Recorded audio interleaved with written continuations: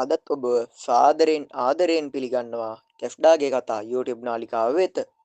කැෆ්ඩා ඉස්සර රජතුමාගේ පුරෝහිත වෙලා හිටියා. දවසක් රජතුමාට යුද්ධයකට යන්න සිද්ධ වුණා. රජතුමාගේ බිසව හරිම ලස්සනයි. ඉතින් රජතුමා බිසව බලා ගන්න රාජපුරුෂයෝ 5 දෙනෙකුටයි කැෆ්ඩටයි බාර දීලා යුද්ධයට ගියා. රජතුමා යුද්ධේ දිනලා ආපහු මාලිගාවට ආවා. ඇවිල්ලා රජතුමා අර රාජපුරුෂයෝ 5 දෙනාටයි කැෆ්ටටයි එන්න කියලා පණිවිඩයක් ඇව්වා.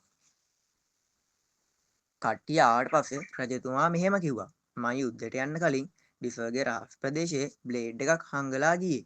මට තොපිව විශ්වාස නැහැ. ගලපියව බලන්න 6 දෙනාම ඇඳුම් ටික 6 දෙනාම ඇඳුම් ටික ගැලෙව්වා. රජතුමා එක එක්කෙනා ගාවට ගිහින් හොඳින් බැලුවා. රාජපුරුෂයෝ 5 දෙනාගේම අහවල් එක කැපිලා. උන් 5 දෙනාම මුල තියලා මරන්න රජතුමා අණ කරා. කැෆ්ඩගේ විතරක් කැපිලා නැහැ. රජතුමාට දැන් හරිම සතුටුයි. උඹ විතරයි මට විශ්වාසවන්ත කෙට්ට ඉන්නේ. උඹ කැමති වරයක් ඉල්ලපන් කියලා රජතුමා කිව්වා. ද ද බ කියලා කියවෙනවා විතරයි කැෆ්ටට එක වචනයක්වත් හරියට කියවෙන්නේ. රජතුමා කැෆ්ටගේ කට ඇරලා බැලුවා.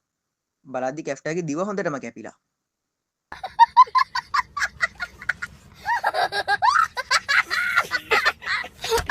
ඊච්චන් කතා Facebook පිටුවෙහි උපුටා ගැනීමකි.